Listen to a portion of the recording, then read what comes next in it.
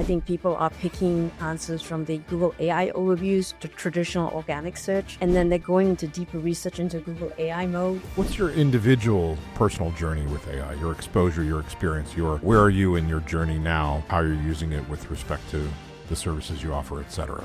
Interesting how people are talking about AI as this brand new thing that came out from the woodworks. And Hema Dey is a Forbes top 5 AI leader and fractional CMO, best known for creating SEO2 sales, a process that blends AI-powered SEO, predictive search intent, and storytelling to turn visibility into revenue. As CEO of Iffel International, she helps B2B companies and CEOs align branding, strategy, and sales for profitable growth. So I would say that my experience with Google has been a continuous journey of learning since the launch of Google and now the metamorphosis to LLM technology and generative engines. I'm actually curious how many people are really thinking about that yet. I would suspect that it might be a little premature for vendors to see the drop quite yet, but I think it's coming. June 30th was Google's massive core update this year, and this is when they roll out AI mode. I think right now people need to... Hello, everybody. Welcome back to the AI for Business podcast. I am your host, Jeff Torello. My guest this week is Hema Dey. Hema, would you like to tell the audience about you and what you got going on? Oh, I don't know, Jeff. I think it's just so good to be here on Sinjin. Hi, everyone. Hema Dey here. Love being a fractional CMO and love everything MarTech and ready to dig into some juicy stuff with Jeff here. Sounds like you have plans, juicy stuff going on. MarTech. Tell me what MarTech means. You know, it's interesting you asked me that question because I've been talking a lot about how this fancy word has just emerged from nowhere. It really stands for marketing and technology. And for the longest time, that's what I've been doing. It's nice to have some kind of fancy name that goes with it now. MarTech. So I'm at the intersection of marketing and technology and bringing solutions both strategically, but also with technology, which is now the backbone, right, of everything. Right. Yeah. To create that combustion of sales and revenue for companies and growth. So I don't know that there's a right or wrong answer, but I'm curious if you would suggest that MarTech is bringing marketing as a technology to customers or clients and having them look at it in a similar way that they look at like the internet or at AI as a technology, or is MarTech, maybe it's both, the technology of marketing? In other words, this is how we define and describe how marketing operates, the description and et cetera. Which one of those or both of those is MarTech to you? Well, to me, Jeff, it's very simple, right? We've got one avatar that we need to please and please them really well, and that's the customer or the prospect.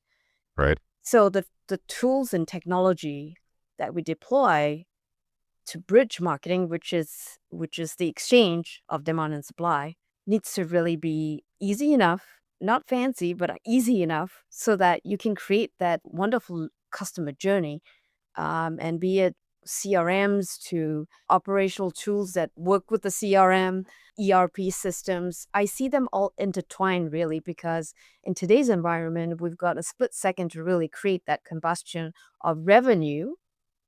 But number one is to create that customer journey and experience to be top notch.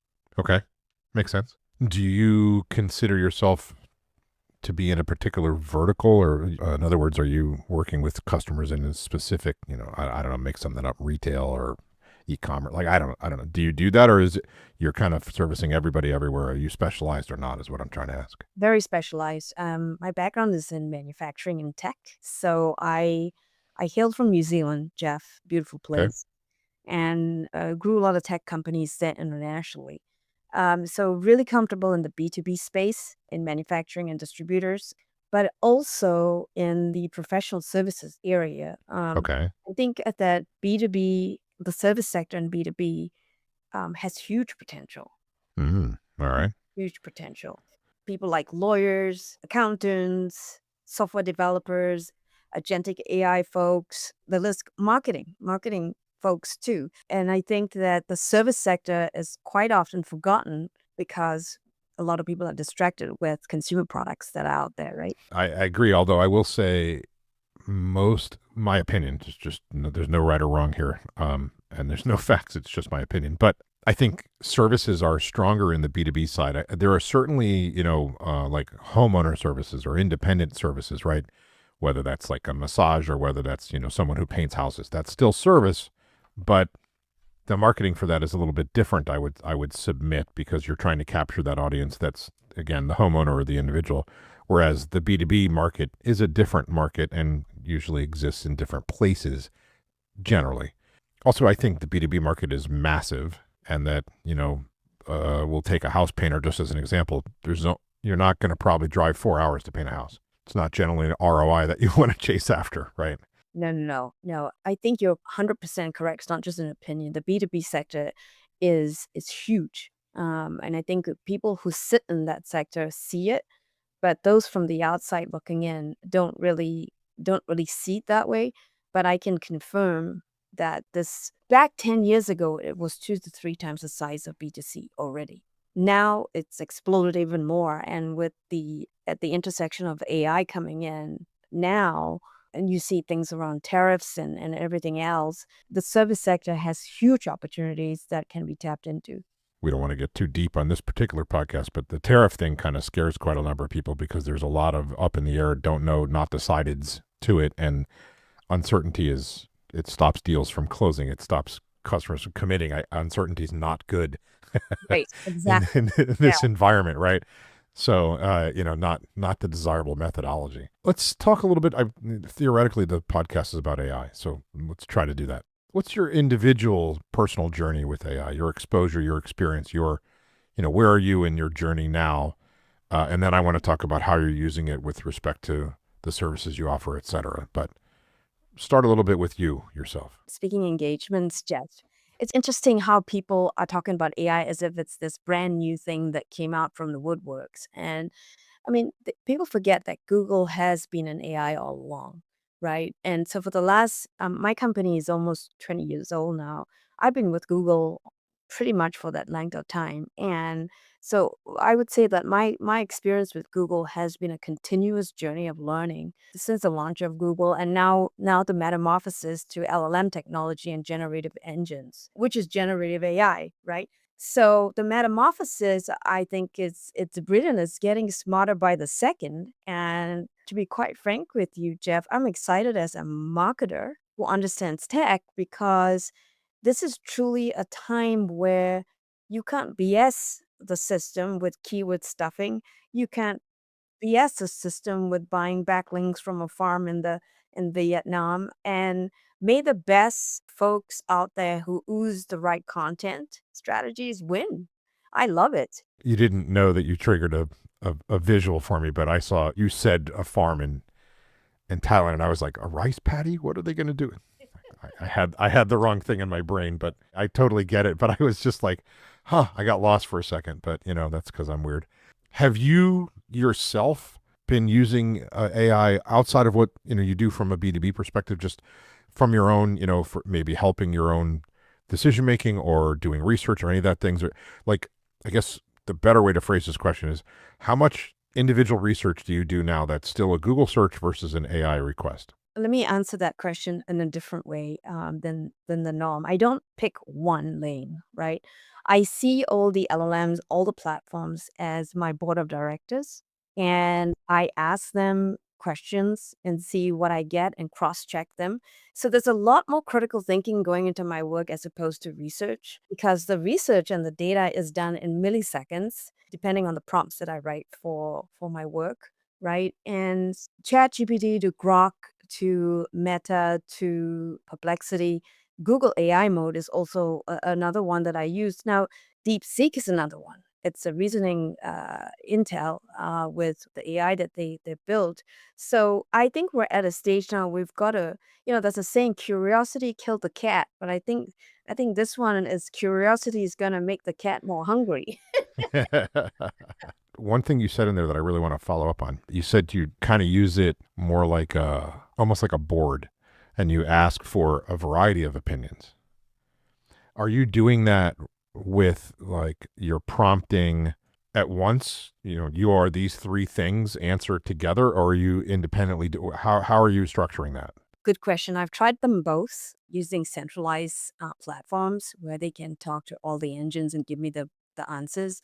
But I'm at a phase right now where I'm enjoying doing it in silos just to see whether I'm getting a different response. And I'm enjoying that a lot better right now with the work that I'm doing.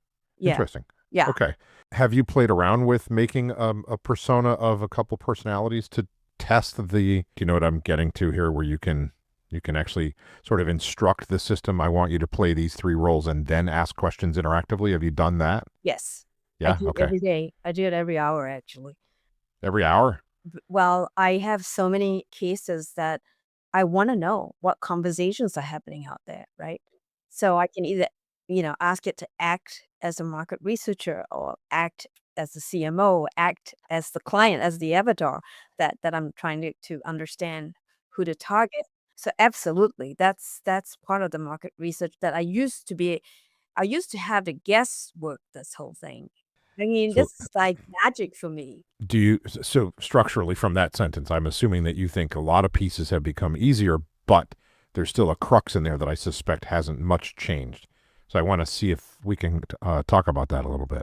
I think sometimes you'll get data that you think, well, that looks a bit weird, or that's not right. I think as humans, as smart as these engines are getting, these AI platforms are getting, I think that I'm a skeptic. So a lot of my clients have very specialty services and products. And so that's why I say I use them like a board of directors because I want to see what conversations are happening out there on each platform. What it's search everywhere. It's gone from search engine optimization to search everywhere optimization, which is why I created SEO to sales, right? I need to understand where that magic is going to happen between a problem that's happening out in the marketplace and a solution that my client can provide. So that magic problem to solution is what I'm trying to get from these prompts, right? At the moment, do you have a sort of favorite model that you think is giving you the better responses or maybe answering more accurately the things you're asking it? Is there a somebody in the lead? Yeah, I have to say I do like ChatGPT 5 a lot. GPT-5? Yeah. Okay. Yeah, I do, and, I'm not gonna discount Google. I think Google AI mode is brilliant as well. So if I were to go there as my first 2, that's like it sets the hypothesis for me for the rest of the other engines. Yeah. Okay. Yeah. One of the keys that I think is a little misunderstood about GPT-5 is that there's a router component to GPT-5 and it looks at your query contextually and tries to find the best subservient model underneath GPT-5 to send it to. So if you ask it a question that requires a little bit of research or sort of thought processing, it'll send it to a thinking model. But if you ask it just a general knowledge, probably part of its training data set question, it'll fire that off to a very fast responding, sometimes a mini optimized model to get you back a very quick response. But rather than you, the user, having to pick, oh, I want, DeepSeek R1 versus GPT-4, whatever. It's trying to do that routing for you and it's trying to be smarter at that. In some cases, my experience, I've found it to be pretty good at if I give it enough prompt context, right? If my prompts are good enough. But if Right. I'm a little shoddy in my prompting, it's worse than a prior model because it's trying to route and it doesn't know where to route it. Exactly. And you know what, Jeff, you're saying something that's very dear to my heart because I think more than anything now, the skill set of the English language and is super critical in writing prompts. English language and then the logic from input to output, and then crafting those prompts is the skill that the human has to have. There's a lot of talk about job losses, but I think that I was just speaking about this at a keynote. The young ones with spelling mistakes and the inability to actually craft sentences now, they're going to have a problem. I think English. I hate to say this, the English majors are in for a good ride, but they've got to be able to write those prompts very, very clearly. In saying that, something like Perplexity now is a marriage between ChatGPT and Google AI mode. And so, it's getting smarter and smarter. And then DeepSeek is the first reasoning AI platform. So it's getting smarter. But I think as humans, we need to be able to give the instructions. Let's call it that. Give the instructions with clear prompts to GPT-5. There's a whole movement that's been around for, I would say, probably 2.5 years now called prompt engineering. And that in the last 6 months or so, maybe a little longer, has morphed into context engineering, which is really an outgrowth of prompt engineering. This backs into just a little bit of history. Google spent 25 years inadvertently teaching us to be keyword prompters, which is great if the database that you're querying into is a keyword-based system, which is Google. But when you're doing a semantic search, which is what a prompt into an AI is really all about, it's to get technical for a minute. The AI understands the meaning of the words and is searching its system for like meaning, even if the words change, even if the keywords are different, which is so opposite of what Google has trained everybody to do for 2 decades plus, right? Right. So if you prompt the AI like you search Google, you will get pretty bad results. You'll get something, but it won't be good. If, on the other hand, you go back to what Google trained out of you and you make full, complete sentences and in some cases paragraphs, depending on what you're looking for, you will get such better responses from the LLM. Just to really summarize that, right? The shorter your prompt into the LLM, the worse your result set. But the longer and more detailed and more filled with factual relevance you can put your prompt into, the much better result set you'll get from the LLM. And that's prompt engineering. I agree. Right. And Wait. it's been shown that like you get dramatically better and more accurate results.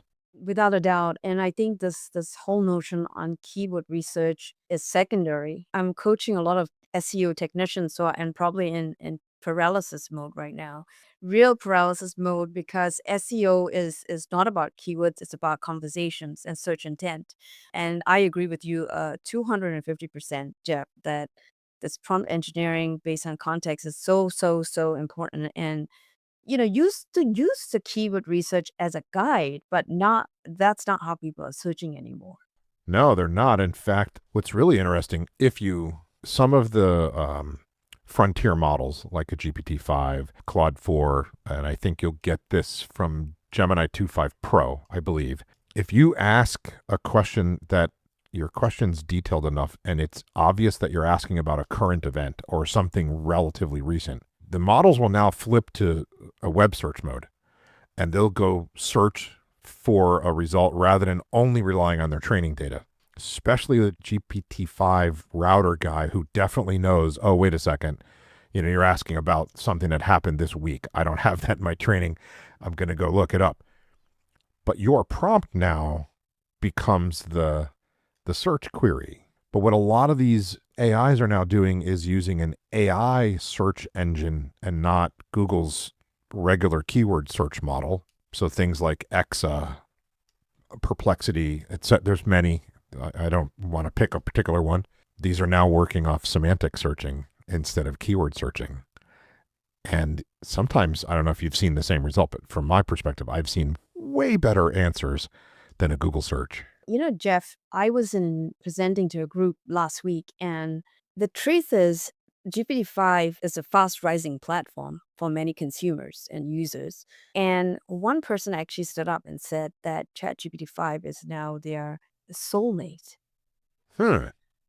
So, GPT-5 has captured the hearts of many people, the ones that are open to trying out AI, obviously, and they're educated and they're having these very deep conversations on GPT-5. I mean, to the point that they're sharing very personal information.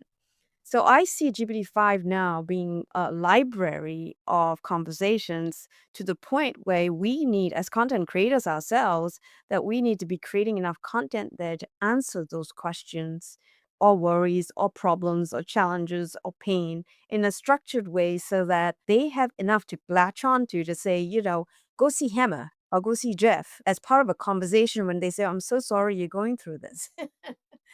I see LLMs as referral partners, Yeah, buddies. they're going to be. I actually think that, I'm sure you've seen this, but the concept of search engine optimization, SEO, is now changing into things like AI optimization, where you're optimizing the site, you're creating instead of a robots.txt, you're creating an LLMs.txt, right? Right. Other things. I know you know all these details, but helping the audience, where you're giving the LLM a lot more content specifically for it to crawl on your website, your products, your capabilities, etc., that may or may not just be in your pages and may or may not be the SEO'd pages that are keyword specific.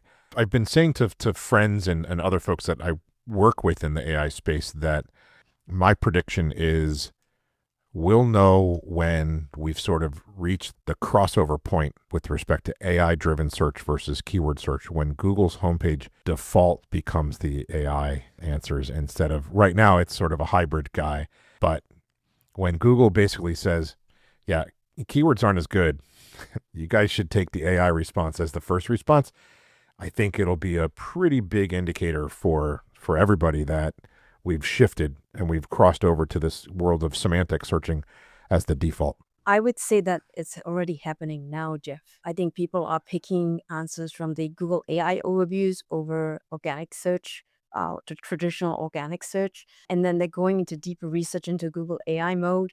That's already happening. And then we're seeing leads coming from Chat GPT, and there are a lot higher value clients coming in, and the closing rate's much higher, right? Because they've already had that conversation. They're now, and ChatGPT is actually referring my clients in now as the hero, as solving the problem. I agree with that. I actually have shown a number of friends like a Perplexity result set versus just a Google search. Yeah. And the idea of Perplexity, for those that don't know, is it's a combination of a semantic search and a keyword search, but it includes pretty detailed reference material for how it answered your question. It answers like an AI answers with a lot of context, but it usually includes 3 references of here's where I got this from, and sometimes it'll be a picture showing where that web page. It's just a little more. I would say it's the next level of search results that we probably could have been getting if there was competition the last 10 plus years, but we haven't, and now we're starting to see that. Perplexity's UI is really driven for a human, but there's also a Perplexity API that allows agentic and other, system to system sort of interactions, but you still get that same really rich result set. And that's, I think, what you're getting to on the other end of this is that making a website SEO become AI aware and giving the AI enough useful context that when a user searches inside of an AI, they get back super useful detail about your product, about your services, about your website, about your company. That's where we're going. I talk a lot about what you've learned in the last 2 decades with Google, and now like we're talking about keywords and stuff like that. And then we've got to now unlearn a little bit and then relearn the kinds of conversations that people are having out there as opposed to those keyword research. And when we craft content, it's not just content for the sake of it, but it's content to answer those questions that are happening on LLMs, right? Your website now may not get a click, okay? Right? So you want to use EEAT, which is a Google mantra, really eat. You need to get expertise, experience, authoritativeness, and trustworthiness. If you go back to yesteryear, which is probably when we were in school, when we wrote an essay, our teachers made us have little citation notes at the bottom to prove that that's where you got it from. Yeah. And so LLMs want proof now. They don't want you to keyword stuff. They don't want you to just put backlinks from some farm in Vietnam, a backlink farm. The one thing that I say to my team now, Jeff, is that let's really ooze quality content, not quantity of content. The trick now, Jeff, is that as marketers, we need to be able to articulate the prospect's problems better than they can. I'll add on to that my thoughts. I agree with what you're saying. I think part of what is going to happen is you need to also articulate what the prospect's searching for with this large prompt in the LLM with this instead of a keyword. So it's similar to what's always been, right? Identify the problem, demonstrate how you're the solution to the problem, all those things. Okay, no change. But let me expand a little bit on what you hinted at, because I think it helps the audience to just think about it a little bit differently. So if in the past your idea and your objective was, I want to get clicks on my website. In a world where you're using an agentic AI, and I'll describe what that looks like for the audience. But today you go to ChatGPT, you ask it a question, it answers the question as best it can. Sometimes it asks for additional clarification from you. You give it more details. Maybe it searches the web, it gives you back an answer. Maybe it gives you a link. Who knows? Yeah. In an agentic structure, usually what you're getting is you ask a question that's a little bit more complicated. Sometimes you're asking what eventually becomes a task. The agentic system now has access to tools, a variety of different tools that do different things, and it goes off and performs autonomous actions on your behalf, Right. makes decisions, does things. Okay. Now let's put you in a purchasing scenario that's using agentic instead of the current model, which is you search for a thing, you click a link, you go to the customer page, and you buy. Yes. But in an agentic model, you could probably say the following, and I just want to paint a scenario, right? So the first thing you could say is, please find the top 3 product X, whatever, right? Symbols. It doesn't matter. Available, online. You can specify vendors or you can not specify vendors for less than this price point.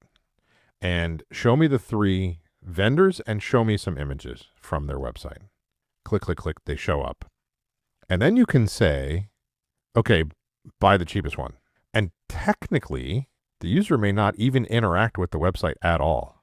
And if the agent is configured correctly, this is a little bit in the future, but this is not far in the future here. In a lot of cases, it is here. Yeah. I mean, if the agent's configured with the buying credentials that are necessary, it can execute that transaction in the back end. And your idea about a click becomes more of a agentic interaction and not a website click.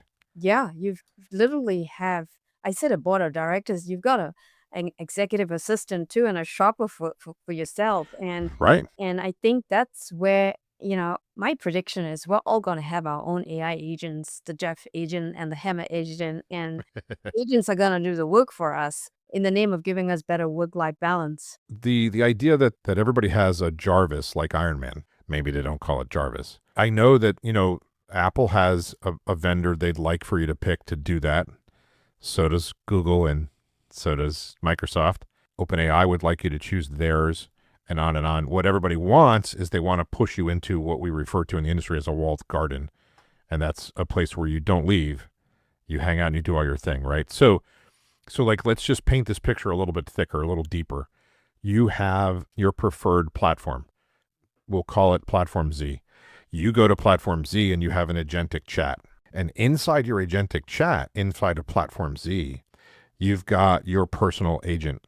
And that agent has your history and your memories that you've given it, you've told it to remember, and your preferences. I like aisle seats. I don't like window seats, or whatever it is, right? Yes.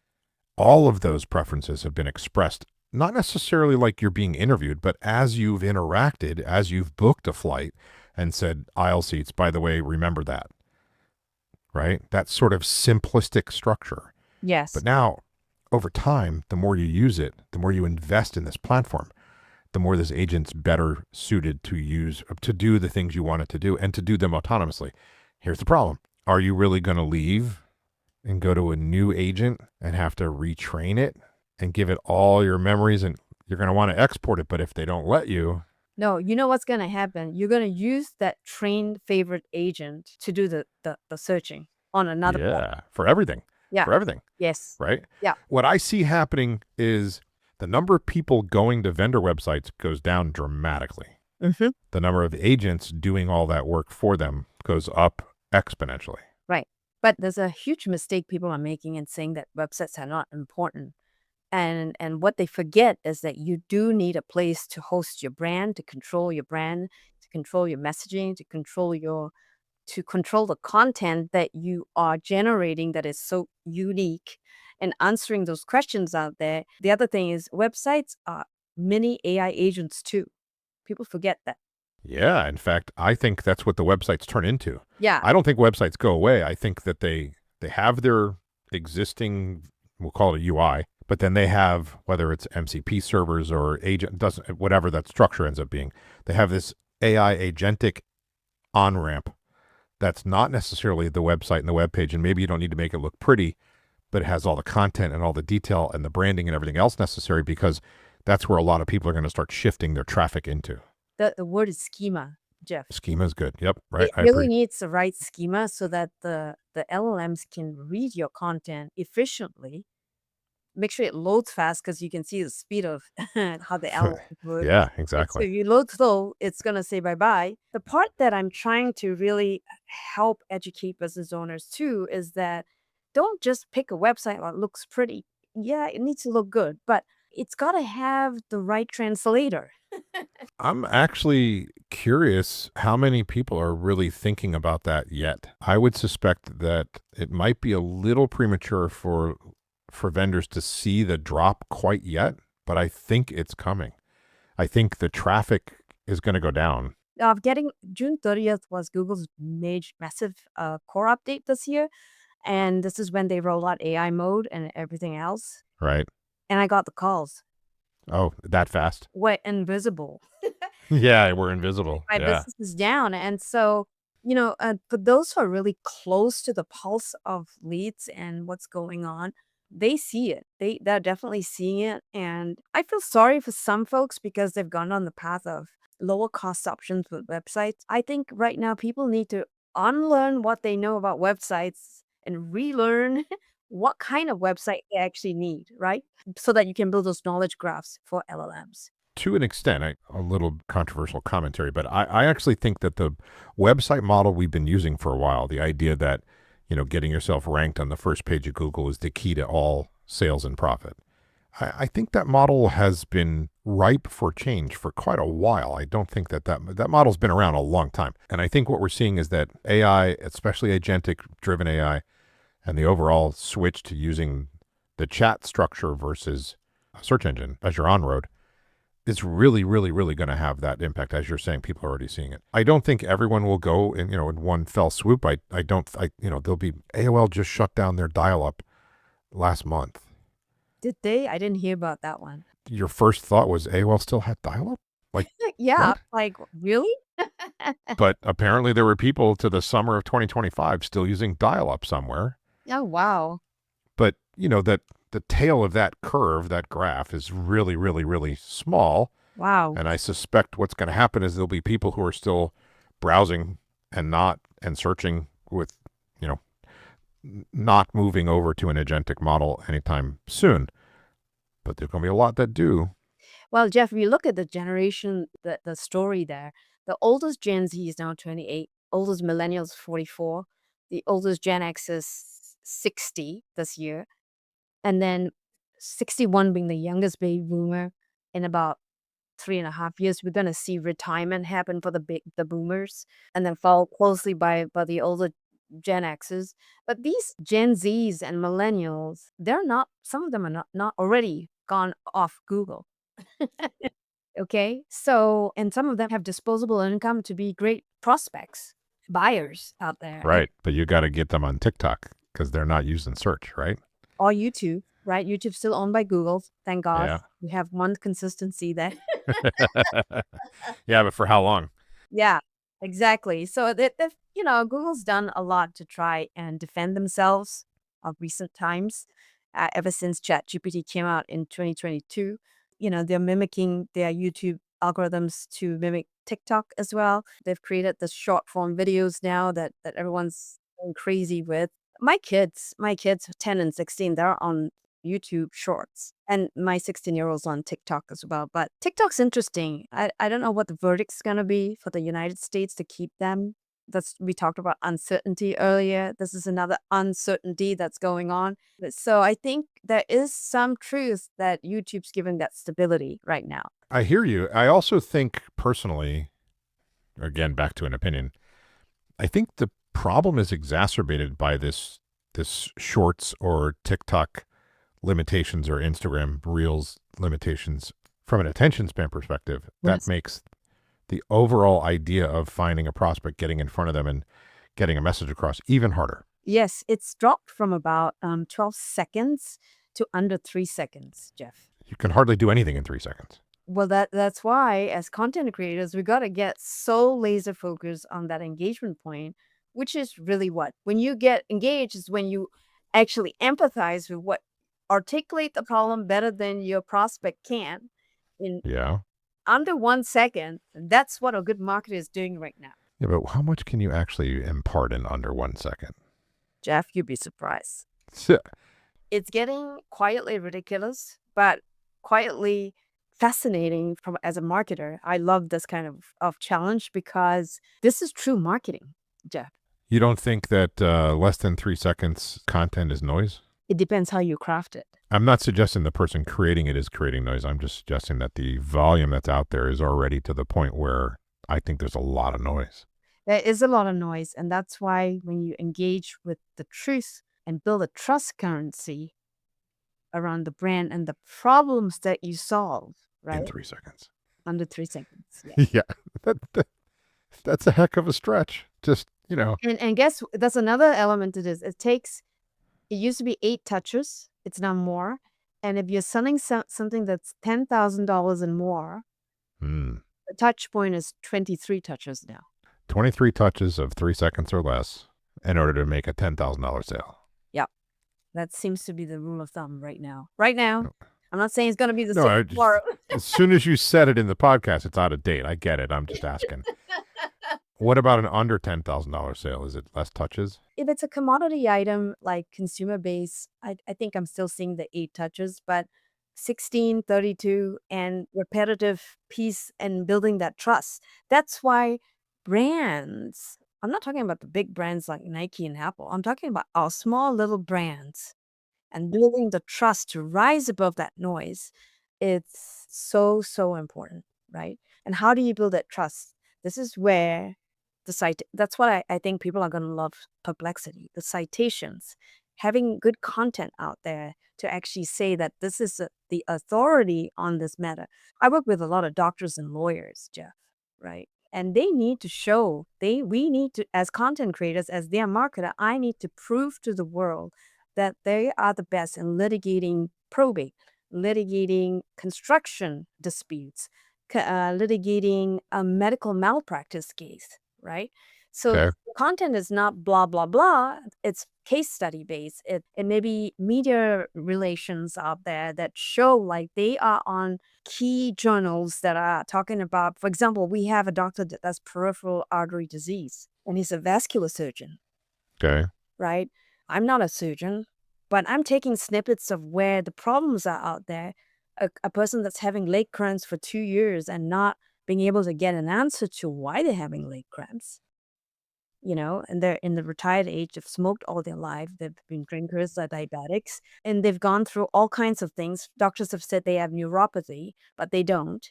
They have peripheral artery disease, which is where maybe the little toe or the big toe has a blocked artery, and actually open up this artery, the smallest artery ever, and then your leg cramp goes away. But he's got to be seen. We need to build that trust for that doctor. Need to really ooze the educational piece out there, right? And really win him over with the hearts of those people having conversations about their leg cramps. And that's going to be more than 8 touches. Yeah, that's 23. Yeah, but also that's a relatively small audience. You'd be surprised it's not that small. It's diabetics predominantly and males and some women. But the trick now is to build that confidence because vascular diseases are not really talked about openly, right? You hear snippets of it. So that's why we I need mean, to it's not a trending TikTok article about. No. And it's hard to put it on TikTok too, Jeff. Yeah, no kidding. I wonder why. Hey, check this out. Nobody wants to see that. No, thank you. No, a lot of them have wounds as well, Jeff. Yeah, right. Nobody wants to see that. Thanks very much. Yeah, but when you're dying in your chair there and you can't walk, you start to see things. Yeah, right.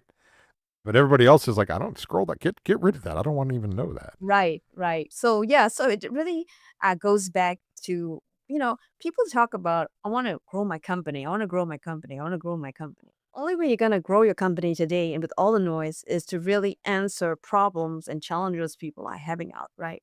People don't react to preventative. You do some dancing, but that's about it. For a short amount of time, right? Yeah, a real advocate that people don't have time nowadays, Jeff, right? They sit and scroll on their phones, but they don't have time. Okay. They don't have time because they're scrolling on their phone. You gotta give them what they want. So you gotta articulate, almost like be a clairvoyant and give them, oh my God, I was just thinking about that. Articulate the problem better than they can. That's what I'm trying to say. I Yeah. was just thinking about my blocked artery. How did they know? It was Hema. Hema put that in front of me. That's right. Now I have to call her doctor. See? Look at you right here. You're pitching it.